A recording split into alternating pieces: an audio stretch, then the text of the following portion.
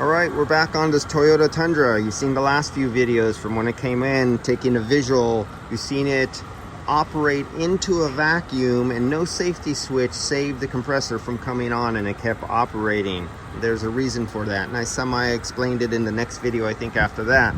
Then we did the recovery. We seen that only 50 grams refrigerant came out of here, out of 650. Now we're gonna charge it up. You see, I had it on the vacuum. You could see when it was down low, below 600 microns.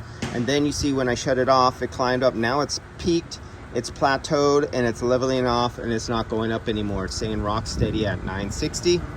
Let's turn this back on because we lost. Now it should go up. God dang it, it timed out. Link tool. God, I hate this. It's one of the things when taking videos and waiting so long, and I was doing a long test and it was over 15 minutes, so I lost my time. So when at 3 minutes my unit shut off, I went to do other things, and the gauge times out after 15 minutes. So add an additional, because I already had to turn it on when I started this test, add another 15 minutes to that because it was partially in, it timed out. It shut off, lost its signal. So it's coming in 15 minutes later right there, even though it says 3 minutes. But what it did was it plateaued right there. And then you could see it's just 8 microns higher than what it was 15 minutes ago, from 990 to, or no, what was that, 989? I don't remember. This is what happens when you're at the end of the day. I had a second coffee in the middle of the day, which I shouldn't. I'm gonna regret it by not sleeping tonight. And I'm in a hurry. So we're plateaued and we're not going up anymore on the microns. That's it. So it's ready to charge right now. We have it all hooked up. We have a 4-port manifold. We have to do no switching. This was already vacuumed out down to like 50 microns. So that was clean. Shut off the port, opened up the refrigerant, continued vacuuming in the system. I shut off the low side so I could start charging in refrigerant. And this is made so much easier with a 4-port manifold than switching hoses with a 3-port. So we already closed off the vacuum. Let's give it a little refrigerant. We want 650 grams. So let's keep my eyes on my hands here. 1, 2, 3, go. Count how many seconds it takes to get 650 grams in the system. Okay, we're hitting 200 grams. And we got 300 grams. We got 400 grams, 500, and I'm gonna start choking off the refrigerant right now. 650, 660, I can live with that. Okay, so we're done there. So now let's go back to looking at pressures, temperatures, and we can see the temperature is almost steady. It's 86 degrees right out here. Engine is off. The temperature is taking right up there by the corral. That's not the best place to take the temperature, but I'm not diagnosing a problem yet, so I really don't need to know the true temperature. Inside, it's 82 degrees inside the cab.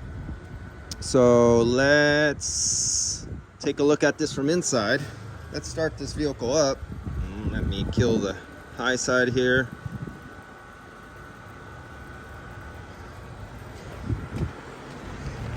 In the vehicle, Toyota Tundra 2000.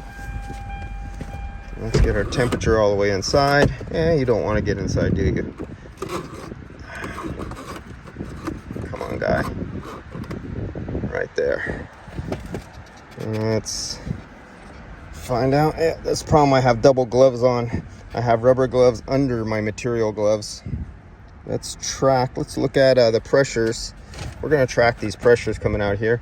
AC on, high, boom, boom. You can see the low side and high side are tracking together at roughly the same pressure. You can see the blue a little bit on the bottom, the high on the top. Now you see it jumping there a little bit because I just turned on the air, and the air is blowing 82 degree over the evaporator, heating up the refrigerant in the evaporator that I just put in, making it expand, causing the pressure to climb right now. You see the pressure climbing? That's the engine off. That's nothing. All that is blowing air over refrigerant that's in the evaporator, and you can see how it's affecting the pressures. So let's kick this vehicle on. We already have the compressor, and you'll see there it goes. The clutch just kicked in, and you can see the high side and low side.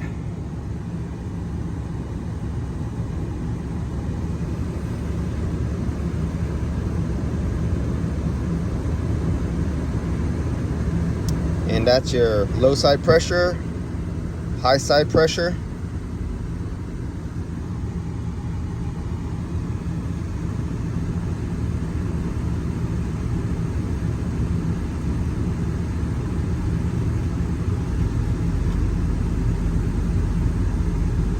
Oh, look at our the pressure. Pressure's down there, was that 20 something? 20 psi. Oh, 180 up here, 160. Let's go look at our temperature. We'll do a little grafting on that.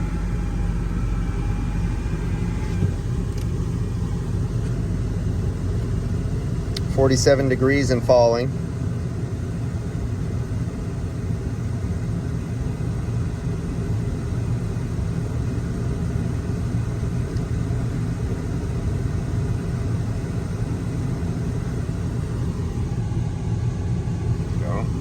That'll continue fall. I want to see where the clutch kicks out at what temperature, so I can know what the minimum, the thermostat, like in your home, I want to know the minimum satisfies stat temperature.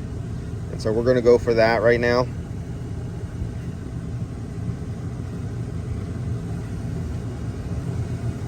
We're at 175 right now. Our superheat's at 17, subcooling at 11. Let me take up, I'm going to take up the RPMs to about, what you're going down the highway at about 1500 RPMs. This is a mechanical compressor on here. This is not a variable displacement.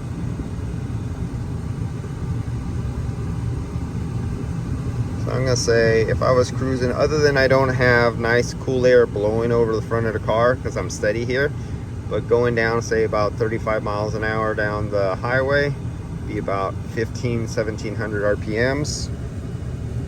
And we just seen the compressor kick off. Did you see that hike? This is in temperatures, we're not, or no, we're in pressures, but it just kicked off for a second because we reached minimum temperature. So let's go back to our temperatures, and we're going to see it cycling now.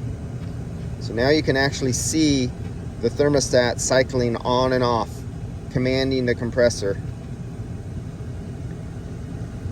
Remember, if you look up there, we're just a little over, just under, so we're cycling right now. So watch the RPMs and the temperature, and you'll see when the clutch cycles on and off. It's under a load right now, so the RPMs drop below 1500 RPMs, and it's slowly getting, as soon as it's just about to kick off, and then you'll see the RPMs jump up. There it goes. I'm holding it, and now it's back on. So you now see the jump come up, and you're actually watching the cycling of the clutch because it's satisfying the temperature it's calling for by the minimum set standard that the manufacturer for this vehicle, as long as everything is working good, it's achieving. And as soon as it achieves, it shuts off the clutch.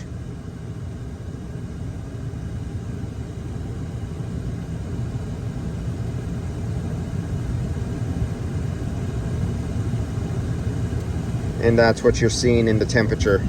So let's go back to the pressure, where you guys, and you can actually see the exact same cycle going on here. Every time the clutch cycles, on and off, on and off, on and off.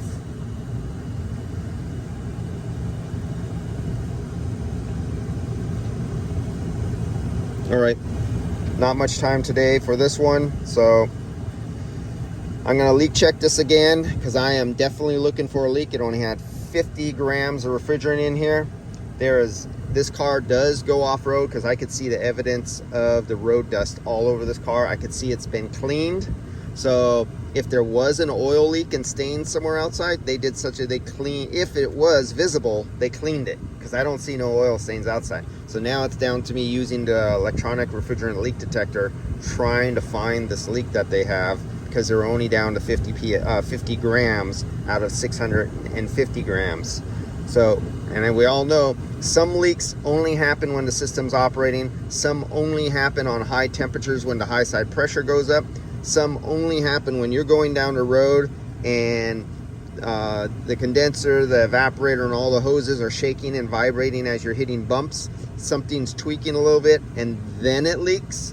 And then there's those other leaks that only leak after you turn the system off.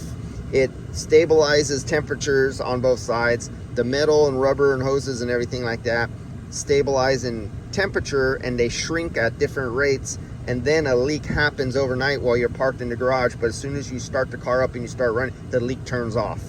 And then there's the other way around. There's so many possibilities for when leaks don't happen to be trying to find them when they're not happening at the time you're looking for them.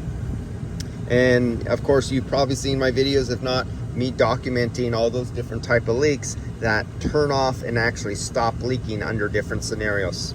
All right, I'll catch you guys later. This one is working fine. I just got to hunt down that leak, and not all leaks happen on all the time and all situations. I'll see ya.